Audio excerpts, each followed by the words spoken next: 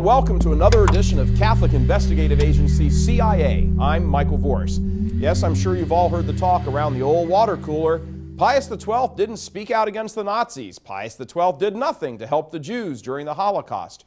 Or maybe, from the more deluded of your co-worker pontificators, the notion that Pius XII somehow supported Hitler and the Nazis.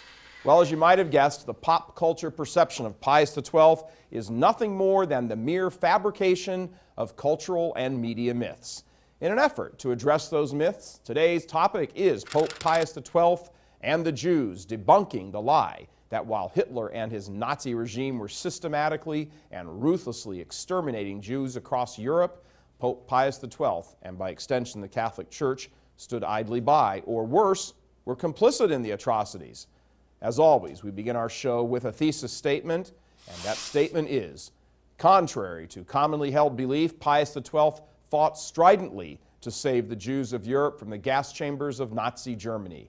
Moreover, his courageous efforts were universally recognized until the mid-1960s, until liberal Catholics began to spread lies about his actions. Now, we're going to give you the ammo you need to combat those who despise the Church.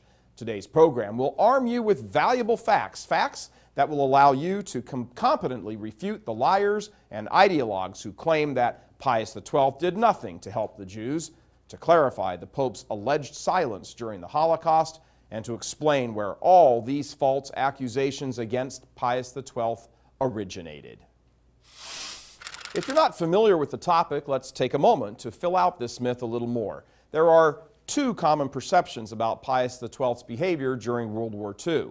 The first is that at best, Pius XII was both silent and inactive in the face of the Nazi terror, that he did nothing to oppose Hitler, never publicly condemning him or his ideology, and never excommunicating members of the Nazi Party. The second is that, at worst, Pius XII collaborated with the Nazis, and so, not only passively, but actively had a hand in the terrible genocide.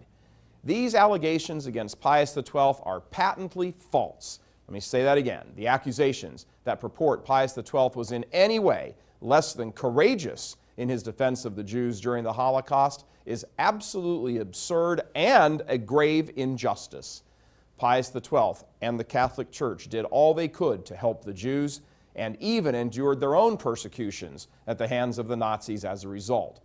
Remember that in addition to the 6 million Jews who were murdered by Hitler and the Nazis, countless others who were non-Jews were also murdered, many of whom were Catholic clergy and Catholic resistors. Now that you know the unadulterated truth, we begin to build an argument in support of it, and an argument whose strength is drawn from viable historical facts. We will follow the life of Pius XII chronologically, beginning with his opposition to the Nazi Party as papal nuncio to Germany, up through the beginning of his reign as Pope in 1939, when, coinciding with the outbreak of World War II, he then waged a covert war against the Third Reich. We shall begin then with the early years against Nazism. As papal nuncio to Germany, Cardinal Eugenio Pacelli established himself as an outspoken critic of Nazi ideology years before Hitler declared himself Führer.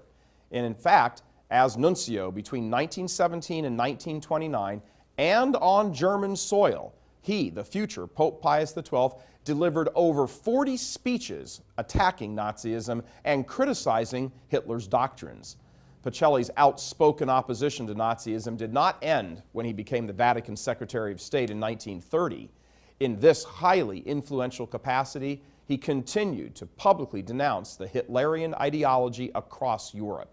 For example, on April 28, 1935, more than 4 full years before the war began, Pacelli, speaking to a crowd of over 250,000 pilgrims in Lourdes, France, publicly criticized the ideology of Hitler and the Nazi Party.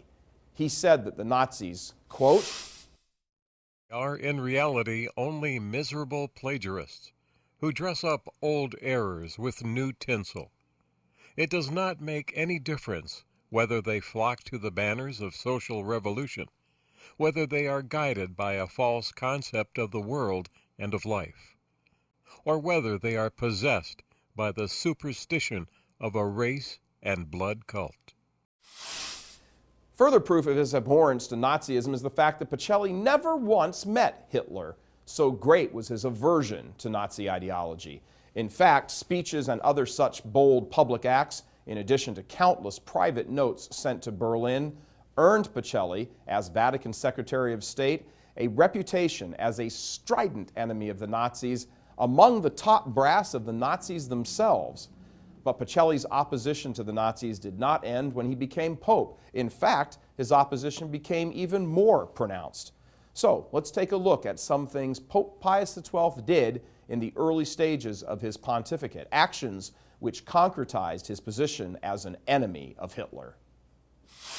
Recalling Pacelli's reputation as Secretary of State, it may come as no surprise to learn that the Germans were vociferous in speaking out against the possibility that Pacelli might succeed Pope Pius XI.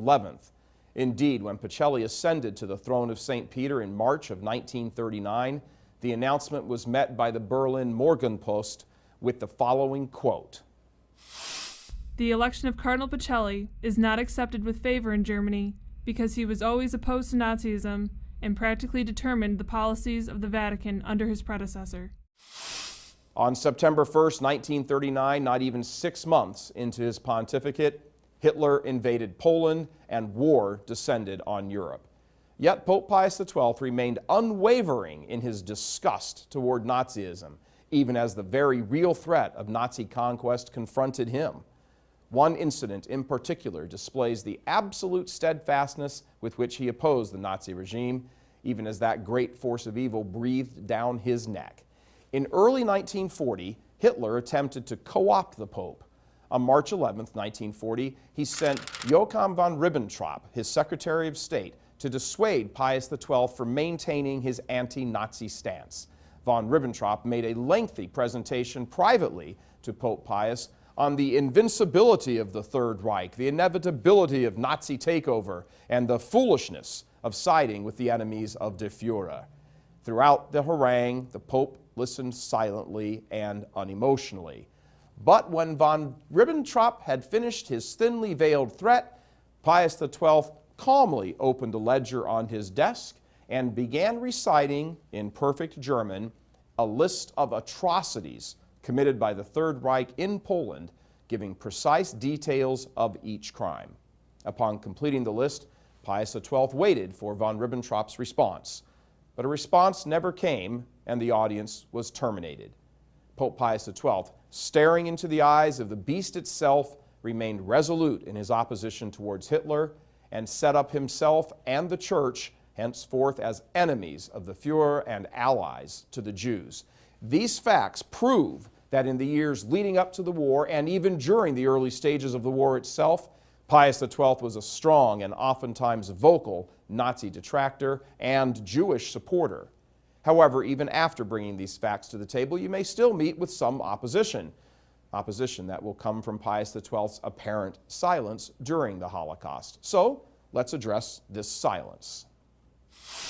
As you might have heard, the main accusation against Pius XII is that during the Holocaust itself, he remained silent and inactive. Only the more extremely delusional critics say that he actively supported the Nazi extermination of the Jews.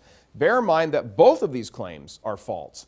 But while the second claim is utter nonsense, the first claim deserves a lot of attention because those wishing to defame Pius XII often cite it, and you need to know how to combat it. How come Pius XII didn't publicly denounce the Nazis by name or systematically excommunicate Catholic Nazis? If there is any truth to the claim that Pius XII and the Vatican were silent, it was not out of cowardice or moral indifference. It was because the Vatican was engaged in a subversive clandestine war against the Nazis, a war successfully saving countless thousands of Jews across Europe. A slew of contemporary documents have come to light in the past handful of years, establishing the efforts of Pius to secretly work to save the Jews. So the accusation that Pius XII was both silent and inactive is wholly inaccurate and flies in the face of all the facts of history. The Pope was muted, but it was so that he could maximize the effectiveness of his actions, and we will discuss those actions shortly. But first, it's necessary to show why it was in the best interest of both Jewish and Catholic Europeans alike for Pius XII to be somewhat muted in public condemnations of Nazism after the war began. Recall the situation in Europe during the days of Nazi occupation. Most lands, almost all of Europe, was under total Nazi control, and those areas that were not occupied perpetually faced the imminent threat of occupation, including the Vatican City-State itself. Jews and Catholics were obviously dispersed throughout all of the occupied and unoccupied lands of Europe, and so the threat of Nazi brutality was always present. Indeed, Pius XII knew that any outright public attack against the Nazis would incite the full wrath of Hitler on Catholics in occupied territories. So then, the best thing that he could do for Catholics in Europe was to be publicly silent. And by the very same token, this was also the best thing he could do for the Jews as well. This is because if Catholics began to be targeted, they would no longer be able to provide any assistance to the Jews. The need to avoid making inflammatory statements against the Nazis in such a delicate situation was recognized in most Jewish circles at the time, according to noted Jewish historian Rabbi Pinchas Lapide.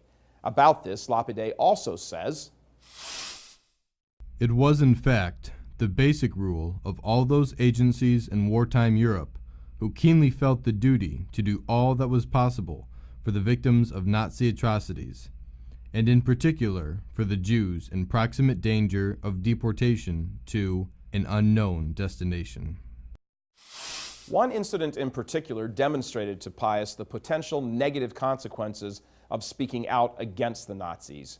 Johann de Jong, the Archbishop of Utrecht in Holland, after being warned by the Nazis not to protest the deportation of Dutch Jews, chose to speak out against the injustice anyway.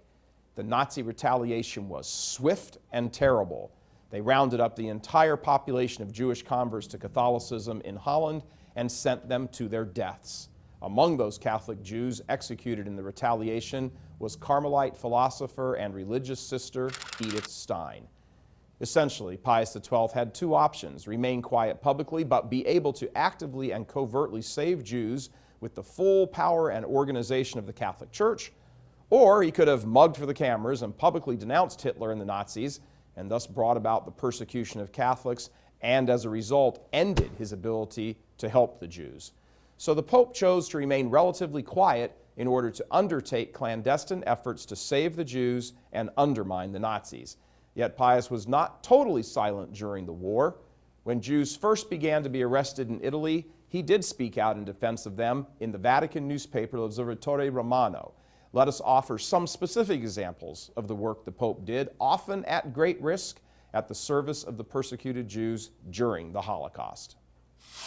Oftentimes, actions are much more important than words. Pius XII sacrificed words for the liberty to actively work to save Jewish lives, and act he did. To cite renowned Jewish diplomat and historian Rabbi Pinchas Lapide again, he estimates that between 700 to 860,000 Jewish lives were saved by the efforts of Pius XII during the Holocaust. Let's take a look at some specific examples of such efforts.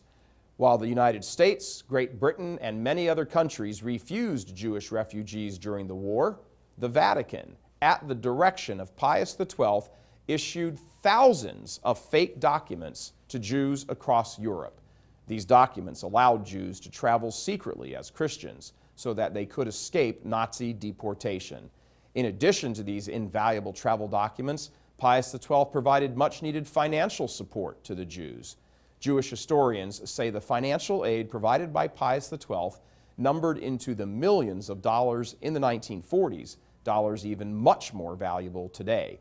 However, it was Pius XII's service to the Jews of Rome that are most tangible, best able to refute that water cooler myth. Rabbi Lapide notes that at least 155 convents and monasteries belonging to the Vatican provided secret shelter to 5,000 Jews in Rome throughout the duration of the German occupation. 3,000 more Jews were safely hidden at the Pope's summer residence, Castel Gandolfo. Another 60 found refuge for 9 months at the Gregorian University, right in the heart of Rome. 6 even had a safe place to sleep in the cellar of the Pontifical Biblical Institute. These are just a handful of examples, and the list goes on and on. Note that Pius provided safe haven to Jews not only on church property, but also in the Vatican itself, even in his own summer home. Again, recall that Rabbi Lapide estimates that at least 700,000 Jews were saved by the efforts of Pius XII and the Vatican during the Holocaust. He estimates that this total is higher than the efforts of every other Jewish relief organization combined. So one shocking fact you may choose to share with your coworkers next time they bash Pius would be to point out that the Catholic Church, at the direction of Pope Pius XII, was the single most successful relief organization in saving Jewish lives, dwarfing all others. In fact, Pius XII's efforts on behalf of the Jews was so great that during the war on February 28, 1944, Rabbi Yitzhak Herzog, the chief rabbi of Jerusalem at the time, had this to say as Europe yearned for the war to come to an end. The people of Israel will never forget what His Holiness and his illustrious delegates, inspired by the eternal principles of religion which form the very foundations of true civilization, are doing for us unfortunate brothers and sisters in the most tragic hour of our history. Praise for Pius XII from the Jewish community did not end with the defeat of the Nazis. As more information came out in the years immediately following the war, Pius XII was universally recognized by both Jews and non-Jews for the courageous work he did at the service of the Jewish people, as well as for his efforts to subvert Nazi forces. Here are some examples of the praise given to Pius XII by the Jewish community. Listen carefully to Moshe Sharet, who would later become Israel's first foreign minister and second prime minister, and also the words of praise from Rabbi Herzog, the first chief rabbi of Israel, along with Albert Einstein and even Golda Meir, a future prime minister of Israel. I told Pius XII that my first duty was to thank him, and through him the Catholic Church, on behalf of the Jewish public, for all they had done in various countries to rescue Jews. We are deeply grateful to the Catholic Church. His life-saving efforts on behalf of the Jews during the occupation of Italy. Only the Catholic Church protested against the Hitlerian onslaught on liberty. Today, I feel a great admiration for the Church, which alone has had the courage to struggle for spiritual truth and moral liberty. We share the grief of the world over the death of His Holiness Pius XII. During the 10 years of Nazi terror, when our people passed through the horrors of martyrdom, the Pope raised his voice to condemn the persecutors and to commiserate with their victims. Yet Israel Zoli, the chief rabbi of Rome during the Nazi occupation, gave perhaps the greatest single testimony to Pius XII's virtue. In 1945, after having been an eyewitness to the actions of Pius XII for the Jewish people, Israel Zoli converted to Catholicism and even took Eugenio as his baptismal name, the given name of Pope Pius XII. The question then becomes clear. How did the public perception of Pius XII change so drastically that he went from hero to villain, and who was responsible for spreading the lies about him? The appalling notion that Pius XII did nothing to help the Jews didn't begin until 2 full decades after World War II ended. Lies about Pius XII began to be propagated by liberal-leaning Catholics who, swept up in the spirit of Vatican II, began a libelous smear campaign against the Church in order to undermine its authority. And what better way to discredit the Church than to suggest it was complicit in one of the most heinous crimes humanity has ever seen, and that the Pope personally was aligned with Hitler and the Nazis. The first instance of publicly questioning the Pope's valor during the war came in the play The Deputy, written by German author and militant anti-Catholic Rolf Hochhuth. The play debuted in 1963 and depicted the Pope as a weak, cowardly man too petrified by fear to speak out against the Nazis and their crimes against the Jews. The fact of the matter is that The Deputy was not widely seen, and so surely it in itself is not to blame for changing the public perception of Pius XII. But as it turns out, timing was everything, and in this case, The Deputy debuted at exactly the right time to provide the impetus for a smear campaign to be launched against the memory of Pius XII. In 1963, when the play debuted, the church was in the heat of Vatican II, and many, both clergy and laity, were calling for massive social change. It was the beginning of the permissive age, and modernists and progressives within the church realized that traditional Catholic orthodoxy was the major obstacle to the social and sexual change that they so desperately desired. They knew that they had to undermine the church, for if you undermine the church, you can validate revolutionizing it as you see fit. So the liberals within the church seized on the fiction of the play and began to transform that fiction into their own historical fairy tale. Their story found favor with a Western culture that was likewise in the mood for social change, and it began to spread throughout the world like wildfire, with the first generation passing the lie on to their children, and so on. And such is the state we find ourselves in today, where it is simply taken for granted that this pop culture society, that Pius XII was an anti-Semite who stood by silently as the Jewish race was systematically exterminated. Even down to our own contemporary time, whenever the case is mentioned for the canonization of Pope Pius XII, an uproar from liberal Jews and the mainstream media erupts every time. The myth of so-called Hitler's Pope, to borrow the phrase of a libelous and slanderous book, is perpetrated over and over again. Various international bodies feel the greatest compunction to denounce Vatican efforts to advance the cause of Pope Pius XII. They immediately appear in the media attacking any such efforts and using the occasion to viciously malign the Church. As Catholics, however, we are duty-bound to defend the faith, as well as to defend the visible body of Christ on earth, Holy Mother Church, and her earthly visible head, the Pope. Fortunately for those wishing to defend the honor of Pius XII and the Church, there remains recourse to the facts, and the facts are not in favor of those water cooler myths. Indeed, the facts we have shown you today prove that Pius XII was nothing less than splendidly courageous in his non-stop efforts to save the Jews, and also in his absolutely uncompromising opposition to Nazism. Use these facts to defend the faith, to defend a great man and Pope Pius XII. You see, the problem with lies and myths is that they are, by definition, not based on the truth of reality, and so they shatter when confronted with the truth. So now you know. Thanks for watching this edition of CIA, Catholic Investigative Agency. I'm Michael Voris. Let's hit the streets.